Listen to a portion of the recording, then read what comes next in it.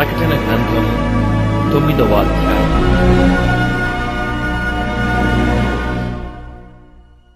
ఐదవ దూత బూర ఊదినప్పుడు ఆకాశము నుండి భూమి మీద రాలిన యొక్క నక్షత్రమును చూచితిని.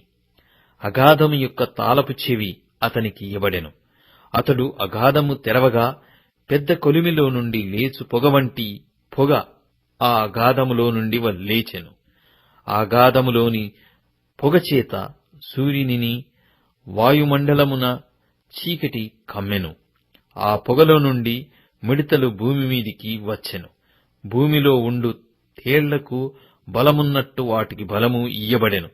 మరియు నొసల్లయందు దేవుని ముద్రలేని మనుషులకే తప్ప భూమిపైనున్న గడ్డికైనను ఏ మొక్కలకైనను మరి ఏ వృక్షమునకైనను హాని కలగజేయకూడదని వాటికి ఆజ్ఞ ఇయ్యబడెను.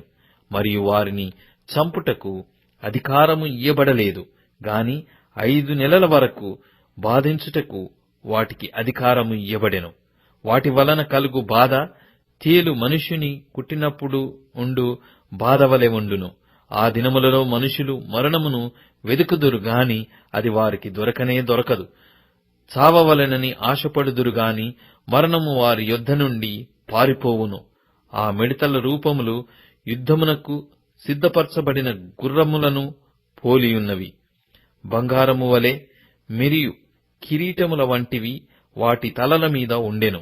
వాటి ముఖములు మనుష్య ముఖముల వంటివి. స్త్రీల తల వెంట్రుకల వంటి వెంట్రుకలు వాటికుండెను. వాటి పండ్లు సింహపు కోరల వలె ఉండెను. ఇనుప మైమరువుల వంటి మైమరువులు వాటికుండెను. వాటి రెక్కల ధ్వని యుద్ధమునకు పరిగెత్తునట్టి విస్తారమైన గుర్రపు రథముల ధ్వని వలె ఉండెను. తేళ్ల తోకల వంటి తోకలును కొండ్లును వాటికుండెను. 5 నెలల వరకు వాటి తోకల చేత మనుషులకు హాని చేయుటకు వాటికి అధికారముండెను. పాతాళపు దూత వాటిపైన రాజుగా ఉన్నాడు.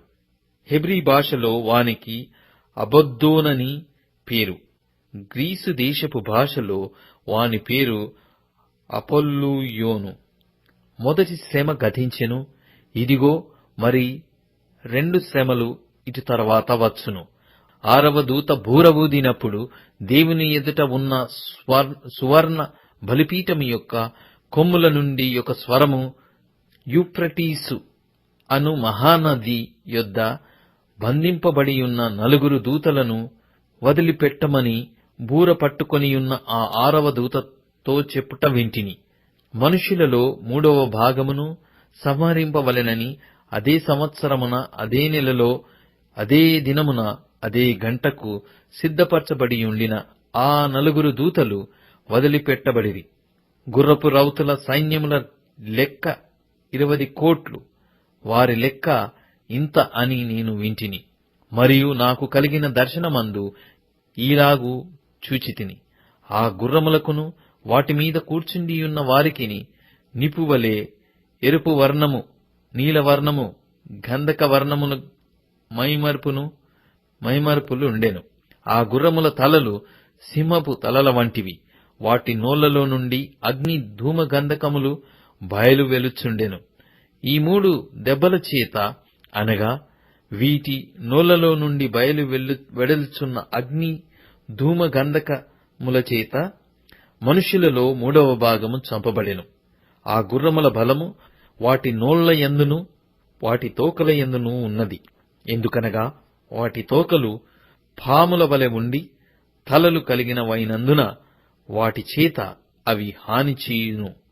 ఈ దెబ్బల చేత చావక మిగిలిన జనులు దయ్యములను చూడను, వినను, నడవను శక్తి లేనివై బంగారు, వెండి, కంచు, రాయి, కర్రలతో చేయబడిన తమ హస్తకృతములైన విగ్రహములను పూజింపకుండా విడిచిపెట్టునట్లు మారుమనసు పొందలేదు. మరియు తాము చేయుచున్న నరహత్యలును, మాయామంత్రములను, జారచోరత్వములను చేయకుండునట్లు వారు మారుమనస్సు పొందినవారు కారు.